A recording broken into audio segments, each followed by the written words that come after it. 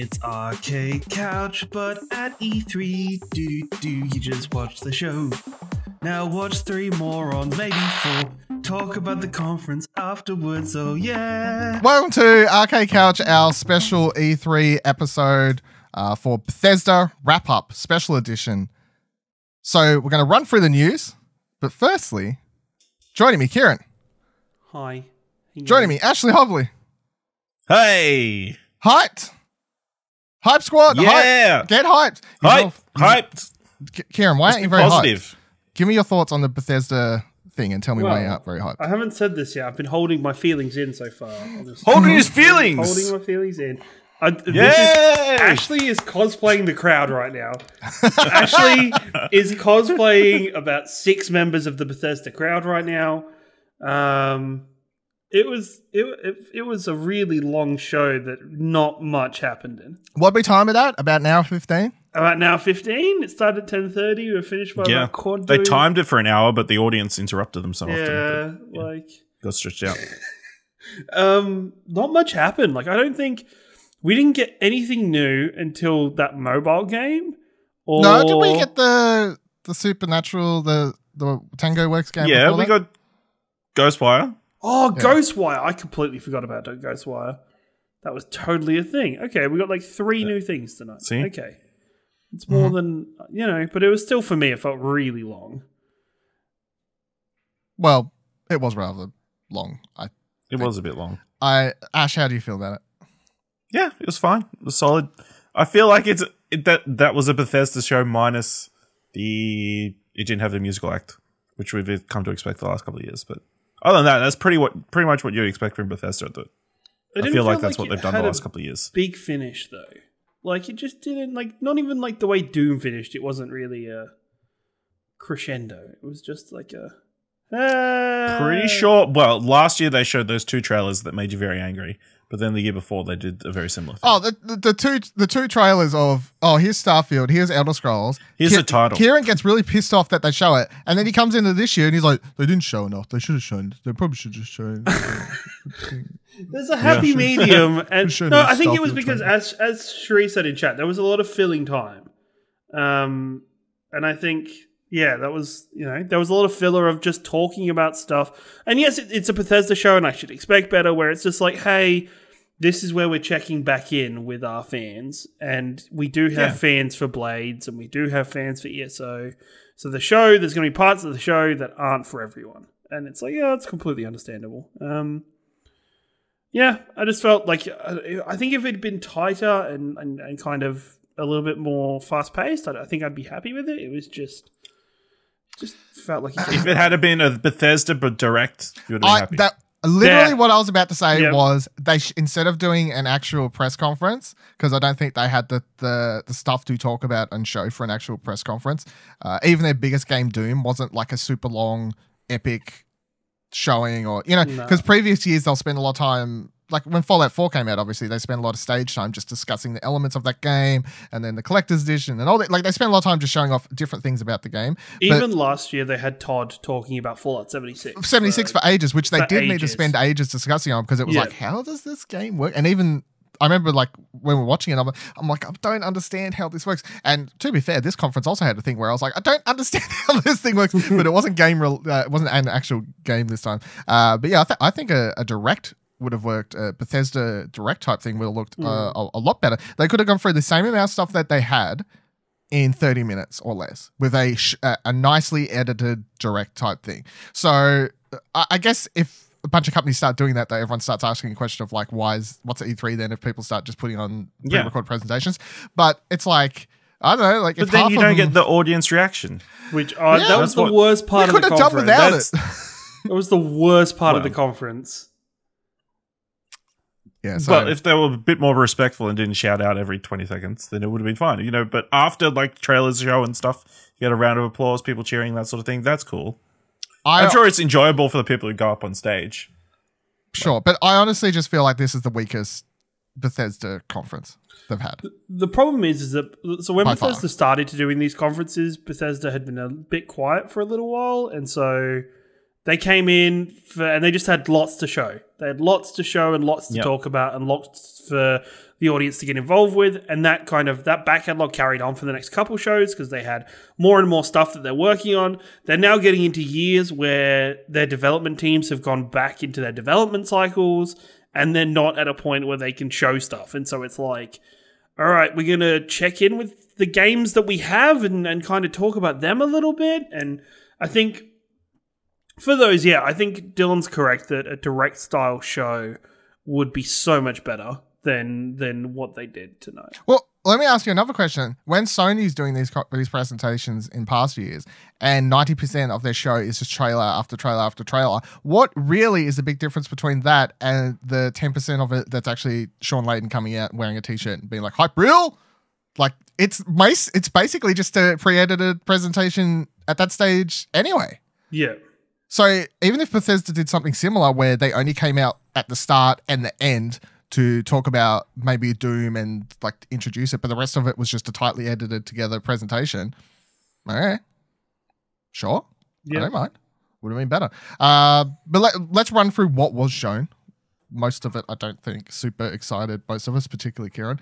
But the first thing they talked about was Blades, Ciaran's favorite game of all time. So Blades is getting a bunch of new DLC. I didn't catch the exact names and stuff. Dragons is coming to Blades. Some other expansion thing. The things coming where you can walk into other people's homes and check them out and stuff. Towns, yep. And then also Blades is coming to Switch. Ciaran obviously is a vocal hater of this game. Me and Ash have actually played the game. Because it's out. Because it's out, yes, Ciaran. I didn't even know it was out. We was both like it was...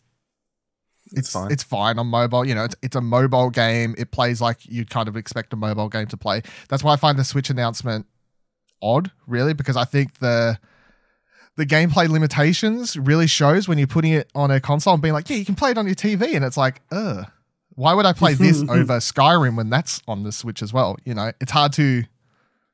I don't know why you'd play Blades over Skyrim. In what world would you play that on your Switch over? You can take Skyrim on the fucking go in handheld mode, and it's a full-on Elder Scrolls game, or you can play Blades on the go on your Switch. No, just keep it on mobile. I honestly don't know who the Switch... It's for those times where you're not going to have your mobile, but you're going to have your Switch. Wait. No. When is that? That's not a real thing that exists.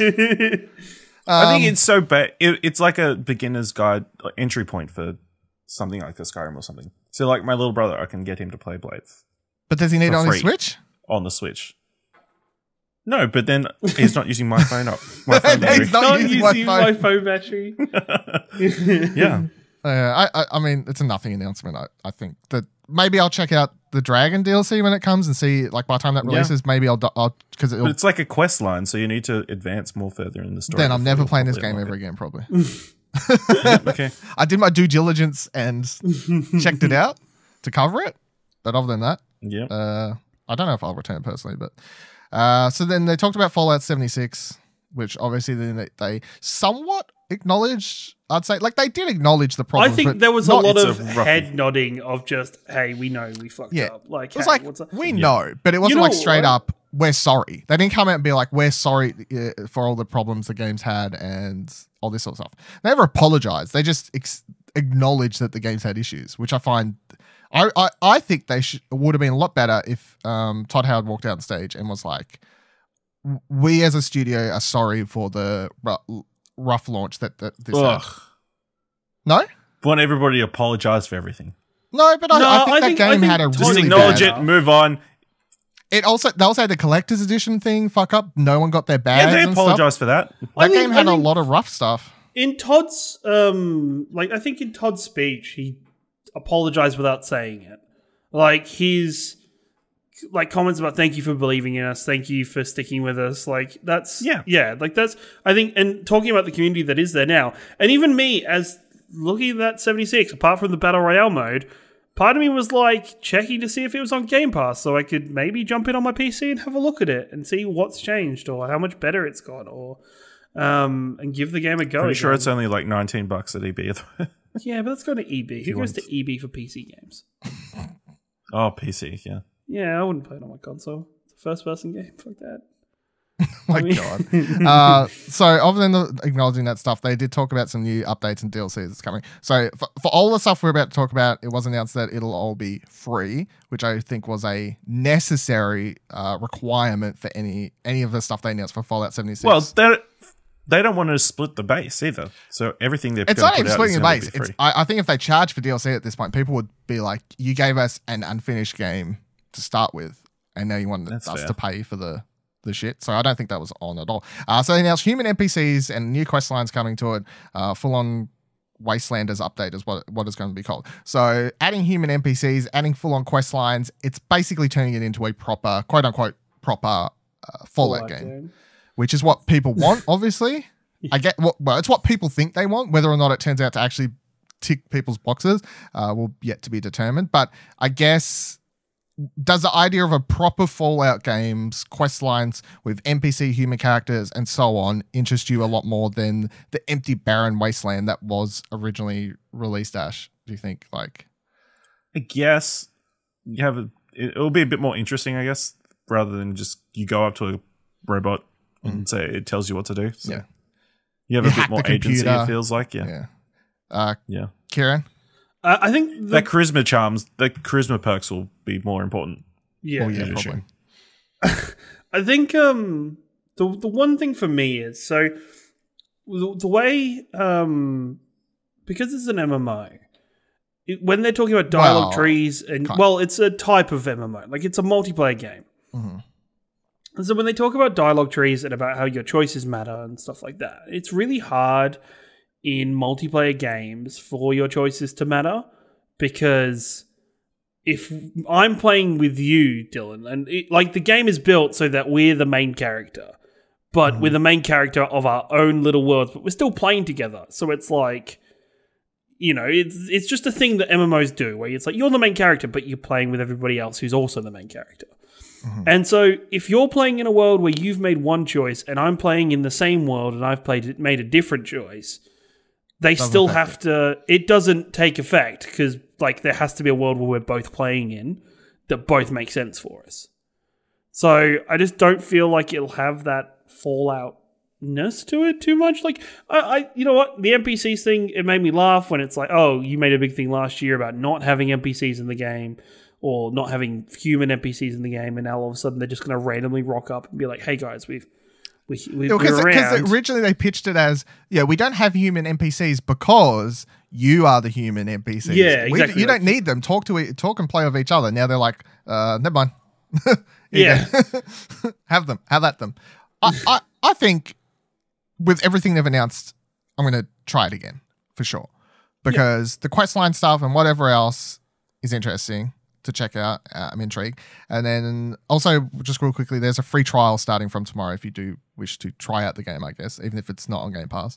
So the next thing they talked about is Nuclear Winter, which is it's a Battle Royale mode for Fallout 76, where your 52 players will battle it out for the role of Vault 51's, what do they call it? Overseer. You'll battle out to be the Overseer, and you'll get rewards and level up and get gear and so on and so forth. I mean, we're trying it. I mean, there's no I don't know if it'll work well, because obviously Fallout isn't really known. Fallout's never been known for its first-person shooting mechanics. They work kind of in a single-player base because it's an RPG at heart, and most people use the VAT system to make up for the shoddy first-person shooter mechanics. So how a first-person Battle Royale mode works in a game that's barely runs its first-person shooter mechanics, I mean, we're all on even ground at least. So yeah, that's why at the very end they were using a machete and axe. One of them had a piece of wood. It was a branch. It's actually a melee shooter. Yeah. So yeah, I can't judge it too much solely on its announcement. I definitely feel like before I start screaming too much about it, feels kind of weird for it to be like. So you're going into a vault to play in this game, and then you're coming back out into the world to be part of this 59-man... Where fire builds in around you. Where fire's building in around you and random, epic monsters. Firestorm from Battlefield. Yeah, epic random fire, creatures are flying in, attacking people, and okay, sure. Yeah, you try and bring we'll people try back. it. Me and Ash will try it. So we'll give it a go. You guys maybe we'll stream it tomorrow. I've got nothing else going on probably apart from conferences. I don't know. We'll see. Either way, we'll play it. We'll report back. Arcade Couch, keep it tuned. So next thing that was announced was a new IP from Tango Works called Ghostwire Tokyo. They didn't show or really explain what the gameplay was going to be. So I presume it's possibly a next-gen game, especially because the graphics looks super impressive. I don't know like if it was in-engine or what. No, I can't remember if it was probably like a CGI trailer. But it's still... It looked very good. It looked very, very good to the point where I was doubting at first. I was like, is that live action or not? And then we figured out it wasn't live action, but it looks pretty fucking good. The concept, intriguing. Sure, some paranormal shit's going down in Tokyo and people are disappearing and you're taking on monsters. The monsters look creepy and stuff. It's like, I personally don't like the Evil Within games. I tried to play the first one. I did not like the way it controlled. And I know people like that game because of its old school, like more heavier, clunky horror game controls and stuff. Personally, I didn't like it, so I never bothered with the second one either. But I know, like story wise and like supernatural theme wise and all these sorts of things, it's like okay, it's intriguing. So Bethesda's like it's weird because when you look at Bethesda, like the portfolio of games they've been releasing over the last couple of years, they're slowly building like a kind of horror section between the Evil Within games and then like Prey and whatever else. It's like they're slowly building this horror. Portfolio somewhat in the corner, so that's interesting, but not much to go on. Obviously, we'll have to wait and see. The creative director was that what she was a creative director? She was creative director that came out was quite funny, so I found that that was good. Yeah, anyone have any more thoughts on Ghostwire Tokyo? No, I just like our headcanon that it's the actual Ronin spin-off game. Yeah, well, it does look like fucking Ronin. Yeah, it's got a bow and arrow. Yeah, it's true, and an EMP grenade. Not superpowers. Yeah. EMP grenade. Clarified. Yeah. Next thing they talked about was Elder Scrolls Online. I don't think that really matters for any of us here because none of us play it. Well, I tried it out back in the day. Once again, I'm actually intrigued to go and have a try at it, but I've been thinking this for months, but I never actually I'm like, do I want to play this? Like, do I want to just jump in and see how it's changed and what it's up to? Because I kind of want an Elder Scrolls game, but I don't want to go play Skyrim because I've played Skyrim fucking a billion times. So I'm like... Every time they announce an update, I'm like, maybe I'll download it and see how much better it is because I hated it at launch because it was an absolute fucking mess. So maybe, I swear I remember thinking the same thing last year though. I'm like, maybe I'll try it out again because just to see how far it's come. Yeah. But, the CGI trailer thing they played for Elsewhere was a continuation of a storyline that none of us understand. So it looks cool, but like most MMO trailers I've ever watched, including WoW ones, where I'm like, yeah, cool. Don't understand what's happening. It'd be like if somebody showed like the second last episode of Game of Thrones. Pretty much. To somebody who had just no idea what was going on. Yeah, pretty much. Yeah, like... but cool. And then they had Dragonhold was announced as next expansion and some Scalebreaker Dragon Dungeon DLC or something. So then we got Game of the Show. Commander Keen was announced, some mobile, I don't even know what you call it, like a platforming... I think platform adventure type thing based on the early like the bits of gameplay they showed didn't look very good. No, I like the trailer, the cartooniness, the like cartoon the intro at the start, which was like an old school 90s TV show. That was really cool, and I think they should have left it at that because then they spent like about 5 minutes more time speaking on it and pitching it. And I'm like, fucking hell, what are we, EA over here this year, Bethesda? Spending so long talking about unnecessary games. Just play the cool CGI trailer. And honestly, if they'd stopped right there, I would have downloaded. If they were like, hey, it's out now, give it a go, I would have downloaded it. When they showed that gameplay and stuff and continued talking about it, my impact of like, I want to try this out went down. I'm like, stop fucking talking. I no longer care about Commander Keen. And I'm going to Ash will probably download it, won't you, Ash? You'll give it a go. Probably, if it's free. Yeah, exactly. Cherie said it reminded her of the Powerpuff Girls style. Well, I guess, somewhat. It was colourful and stuff. Then Elder Scrolls Legends Moons of Elsewhere. I don't know if that was a newly announced thing or was already announced and they were just pimping it. I'll have to double check. I honestly don't know, but they played a trailer for Elder Scrolls Legends, which once again felt somewhat unnecessary. It's like, I understand you want everyone to play a game, but unless you're pimping some new feature or something, do we need to every year spend so much time? It just felt like that with Elder Scrolls, with Legends, with Blades, A little bit with ESO, but ESO has content, so that's ESO had actual content to it. ESO has actual content. Like, it feels like a lot of them, they're just kind of being like, hey, remember this game exists? This is the one time a year we'll remind you that Legends exist. Like, I'd like to know, right, does every E3, does downloads of Elder Scrolls Legends peak? Like, where people are like, oh shit, forgot about that game, I'll re-download and played it. Like, yeah, it's just, it felt like part of this show wasn't showing us potential new stuff. It was trying to bring us back and get back into some of the older stuff. Yeah, I don't know. Maybe it's because they're feeling the pressure because MTG Arena's out nowadays, and that's probably more popular than last year, I guess, because it's dropped between E3 last year and this year. Arena's dropped, and if I boot up a card game on my PC, it's Arena. Like 4 or 5 days ago, what did I play? Arena. I haven't really touched Legends since Arena dropped. Yeah, exactly. Then they talked about Rage 2, new DLCs coming called Rose of the Ghosts. None of us have played the game, so we don't really know if that's some teased storyline for it or something like that. But one thing I mentioned while I was watching it, and I'll just mention again on this, obviously, is that the Rage, from all the reviews I've read, I haven't played the game, from all the reviews I've read, they said that the marketing for the game originally, which was much like the trailer we watched for this DLC today, was very heavy on, hey, it's fun, it's epic, it's funny, and colorful, like that Borderlands-ish feeling. A lot of people said that wasn't actually evident in the fully released product. So I'm watching this trailer again today for the DLC after reading these reviews and going, I don't know if I trust what you're marketing me, because I've been told by several people I trust, reviewers online, that it's not exactly what this game is. They're saying the characters are boring, the world's boring.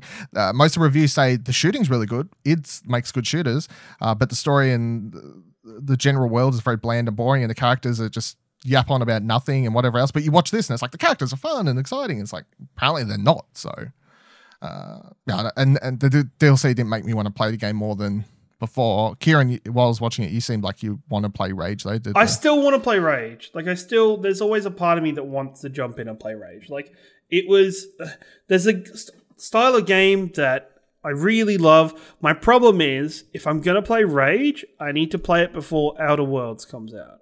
If I don't play it before Outer Worlds comes out, then... How are they related? Because for me, it's very similar. For me, I group Rage, Outer Worlds, Borderlands is like the same thing in my eyes. Like, they're very... No? Outer Worlds is like Fallout, and Rage and Borderlands could be more like, because they're like proper shooters, I guess. But Outer Worlds and Fallout and stuff are more RPGs. Okay. RPG first, shooter second, whereas these games are shooters first, RPG second, I feel. So. Well, I play them for the RPG elements, so... But yeah, I don't know. Yeah. Machine Games then come out and announce fucking nothing. So nothing. That was great. Nada. Looking back, they literally announced nothing. They showed a trailer for both of their upcoming Wolfenstein games. So Cyber Pilot, which is a VR game that's coming out. Well, they're both released July 27th? 26th. Yeah. 26th. Okay. So they're both out July 26th. So you've got the VR thing. Cool. They announced that last year at E3. Then you've got the the Twins game. Youngblood. Bad Blood. What is it? Taylor Swift album? Youngblood. Yeah, that's Youngblood. That's coming out the same thing. And we've seen trailers for that before. Knew the release dates for all these things. In fact, as we was watching the conference, I said that I thought the trailer that they showed only a week and a half, 2 weeks ago, when Nvidia did the whole thing and they were pimping out the ray tracing technology and these sorts of things. They released a brand new trailer for that game at that time. With the tag on being at the end by our new GPUs and stuff, but still up until that point it was just a pretty generic trailer, and I like that trailer better than the one they showed for Youngblood today. So they didn't announce or show anything new. I know they've got to pimp these products because they're out next month, and that's okay, but still, you have a developer coming out and all they do is pimp the stuff we know and literally not even tease something new or announce something slightly new. I'm like, what are you doing here? Just too much of this in the Bethesda thing, or just people coming out and just pimping stuff without saying shit. Like, really. Hey, remember we exist. We exist. Remember? Hey. Well, that's what they've got to do. You're allowed a little bit of it, but I swear, like half of this fucking conference was people just coming out and being like, "What do we got? Nothing. What do you got for Elder Scrolls Legends? Nothing. What do we got for Wolfenstein for you? Nothing. Yeah, stuff they said. He could have at least come out. He could have got a swear off and said "fuck Nazis," and then maybe I'll give him a pass. Trailer. Fuck it. Don't need this fucking trailer. The game's out next month. What else we got? Arcane Games come out and did something good. So they announced Deathloop. Grindhousey looking, cool art style and stuff. It's probably my highlight of the show for me was Deathloop. I liked it. It looked interesting. Yeah. I feel like if you played any of the Dishonored games, Arcane Studios past games, it's like, Arcane's all about damn assassins, you know? Yeah, well, they do these sorts of games well, where it's like, here's your... They do what Assassin's Creed tries to market you, but you never actually could do. Remember in the old days, Assassin's Creed would market, you get the target in the game, but you can choose how to take them down any way you want. You never could. There'll be like 2 options maybe, but Dishonored, you can turn into a fucking rat, you can sneak through the sewer, come get them, you can dive up from above, you can poison their drink. You know, it actually has There's these magical powers in the game that you can just avoid and never get them. If you want and never get magic, you just play normally. Like fucking. Yes. You can play it full on, run around just shooting people, give them 0 fucks like an action game, or you can play it full on stealth. So, I'd say between the thing is, like looking at back at the conference, I think obviously the 2 standout things for most people, myself included, will be both the announcement of Deathloop and Ghostwire Tokyo, but they're both cool announcements that didn't seem like they'll be coming up for like 2+ anytime years. soon. Yeah. So they're next gen games. So, and then they talked about this Orion streaming tech, which was really fucking weird because obviously it's a weird thing to talk about in a. Sorry, I knew I said I didn't even do it on purpose. Fucking hell. Then Orion. They talked about Orion streaming tech, which is something that I completely do not fucking understand on one end. So they showed it off and it talked about it in 2 ways. It's some game tech that developers are going to be able to implement into their game engines, right, is what they're saying. And then they talked about one implementation of it, which is you'll be able to use it to make streaming your games easier, as in like Twitch streaming is how I took it at first, what I was talking about, right? Console streaming. But then they were like, no, we're talking about it's actually just our like cloud gaming service. It's a cloud gaming service. Yes. Which is like, Bethesda, why the fuck are you making a cloud gaming service? Like, well, what? Because they're taking on Stadia. But only with Bethesda games. Here's the thing. They're not taking on Stadia, and this is not in a competition. Aren't they? This is not in competition to Stadia. This is not in competition to... They need you to be able to stream Skyrim on any device. No. This is why I found this announcement so weird. This technology is for game developers. It's not for us. It's not for us. It's nothing for us. So it's like, why is this here? Yeah, because I took it as you pay for this technology, you implement it into your game. It'll make your game easier using this technology to be able to both cloud game. It'll make cloud gaming easier on Stadia. It'll make cloud gaming easier on PlayStation. It'll make cloud gaming easier on Xbox, PC, what have you. But it's an implementation into your game at a core engine level. So why the fuck spend so much on it on this conference and make it seem like it's such like I get it. It probably is a really big thing. It's probably a big development, whatever. But like you allotted it a time slot that seemed like it was like a big, like the same as like a big game announcement. Like it's ugh.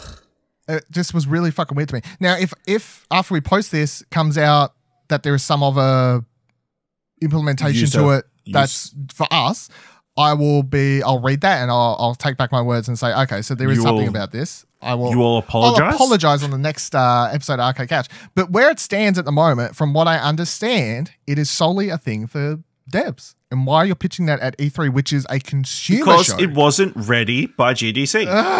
So fucking weird. So, fuck. I hope it's cool. I hope it helps cloud gaming. We all know that's the future, whatever. So then the last thing they talked about was Doom Eternal. And I kind of predicted and thought this is where the show would end. I'm the only one here, as it turns out, who's fucking even played Doom, disgustingly. The 2016, 17, whatever it was. 16 one.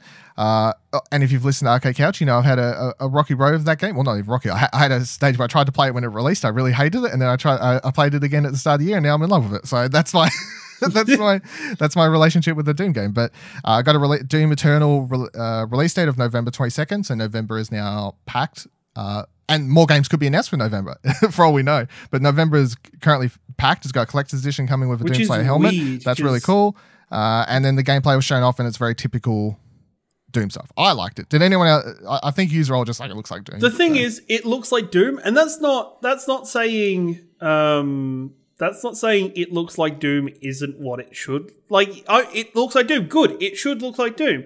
But for an end of conference game that is showing me something that should blow my mind and leave me with a really happy feeling, I'm just getting more Doom. I'm just like... It wasn't like a cool... It didn't... They could have spoiled a boss fight or a mini boss or some other level, but it just seemed like what was watching was a very like typical gameplay sequence. You know, nothing. Yeah, it was just like a normal, like amazing. Nothing special, nothing, no special moment, nothing. It was just like nothing cinematic happened, like except for the very end. Those cool death cinematics. It's all or animations. The thing is, and by the way, Nick in the chat asked, did they show Starfield? The answer of which is no. No. They showed all this gameplay stuff, and I'm like, yeah, this looks really good. It looks exactly like what I want out of the game. Like, there's stuff I'm noticing as someone who's played it and I'm excited about. Like, there's more verticality to the game between these ropes you can grab onto, and you got this grappling hook thing that you can use now, and you got this dash ability. These are all new things that adds to the speed and fluidity of the game, right? That's cool, but it's not... If you're trying to pitch Doom to someone who potentially hasn't played it yet, like you two who haven't played the first one, none of that is going to pick up and be like, yeah, now I really want to play Doom. Now I really want to play... You need like a level that's just epic and amazing. And like there's several levels in the first game that I can think of that you could have pitched as a first and be like, oh, that's fucking epic. But this wasn't it. It just seems like typical Doom. And I didn't even see like one of the things that made the earlier trailer today, Halo Infinite, amazing for me was hearing the Halo soundtrack, like hearing the Halo music over the top. And for me, I was like, it's fucking amazing. For the Doom trailer, all I heard was Doom music that I feel it's Doom music from the first game. Yeah, like I'm like, which is cool. I like the soundtrack, but it wasn't like something epic or something uplifting and massive and just on an epic scale of, because this thing is right in the situation the Doom guy is in, it should be on a fucking epic scale where he's dealing with angels and demons and this ghostly fucking Wraith King. Diablo's coming for you, but like there's it just didn't feel like there was that scale of epicness to the game that would have made the trailer have a really good impression at the end of the conference. It was just this is just a normal guy playing Doom. Okay. Cool, I guess. I think there could have been a better level to show, potentially. Maybe. I don't know. And they end like Big Demon coming out, BFG. I'm like, fucking blow him up at least. Like, dude, don't cut back to the audience with the BFG like charging up and then being like, show me the BFG blowing someone up. But yeah, I mean that's it. Bethesda's conference. I think. Also, the last thing we properly saw was the fucking battle mode or whatever the fuck that. Oh yeah, that's right, the battle mode thing. Yeah, that's how they ended the. That's how they. Yeah. That was the last. They should have shown that first. That was the last piece of gameplay we had for the conference. Is fucking battle mode. Yes. So battle mode is quickly in case. So one person plays as a souped up Doomslayer, two other people play as demons, and then it's PvP with some PvE elements as the demons can summon in NPC demons to help fight. I guess somewhat some goons and stuff, and it's like the first to take down others win. Interesting, not super groundbreaking, but I think it's, as I said, more interesting than the multiplayer from the first game, I think, which was just generic deathmatch, capture the flag type stuff, whatever, all that sort of stuff, so nothing super exciting. Nick said Bethesda have had poo conferences since Fallout 4 reveal. I think they've gone down every single year since the Fallout 4 reveal, so I can't really disagree. I think this is the only one that I'd rate as bad, though. I think this was a bad conference. Full stop. I think last year's was... okay, like it had some elements of stuff that was definitely interesting and stuff. It wasn't groundbreaking and blow me away, but I was intrigued by a lot of stuff that was being shown. Even like the Rage 2 stuff at the time, I was really intrigued by Rage 2 at the time. But this year, there was nothing really. The things that grabbed me and super intrigued me were these teaser trailers for next-gen games. And we are at that stage of the console lifecycle, though, is the problem. And I was talking about this as I was coming into E3, where I'm like, how many of the games are we going to see where it's like, that's next-gen? That's next gen. That's next gen. We're going to wait for Ubisoft tomorrow, which we'll talk about, obviously. And it's like, we're going to watch a trailer for Watch Dogs 3. And if that's not announced for the presumed late this year release date, and it's just, they give no release date, I'm like, okay, Watch Dogs 3 is next gen. Like, there's no thing about it. So, yeah, I rate it bad. Does anyone else, what would you rate it, Ash? Mediocre. Okay, that's pretty hard for you to say that because you're usually a pretty positive guy, so you know it was bad. Ciaran, what would you? It was disappointing for me, and I think I should have expected it to be that disappointing, but it was just the fact of I think Bethesda shouldn't have to be, and I don't like. They should have taken a year off. They should have taken a year off, or they shouldn't feel the need to be an annual calendar event. Yeah, like they don't need to be at E3. We're always going to do a conference. They don't need to be like that. Like that. Especially considering next year we'll probably get some stuff from like Starfield and stuff, because next year's E3 will be leading into obviously next generation's releasing that Christmas time, so they can start teasing out that stuff next year. I'd say we see Starfield next year at this stage. Yeah, but it's like just take some time out. Take some time. Let your games catalogs build up a little bit, and then give us a good show every 2-3 years of freaking. Yeah. Here's a whole heap of stuff we're doing. And then it's like, awesome. You know what? I wouldn't mind not seeing... I think Todd Howard, I wouldn't mind seeing less of Todd Howard. Like, just like... What a sentence. I wouldn't mind seeing less of Todd. Like, I like Todd Howard. I like how he presents himself and how he speaks in these conferences. But I would like those to be moments of, like fewer moments. So they're more special and more weighted. So we know... Holy fuck, Todd's coming out, something big's about to happen. Something awesome's going to happen. Rather than just be like, okay, Todd's coming to apologize for the last mistake that Fallout 76 made. Cool. Like, yeah. Well, that was the Bethesda E3 2019 conference. Make sure you check out explosionnetwork.com/E3 for all our E3 coverage, of course. And we'll have wrap-up shows for nearly all of the big conferences, of course, on the Arcade Couch feed, as well as a big wrap-up show on late Saturday, of course. And make sure to check out youtube.com/Exposure Network if you want to watch our reacts or any of these other video versions of Arcade Couch, watch-alongs to the conferences, or whatever else that happens. I don't really know at this stage what could happen. It's Wild Wild West out there these days, Who knows what could happen? Yep. And follow us on Twitter @ExplosionPod to keep up when we go live and these things post and so on and so forth. Bye. See ya.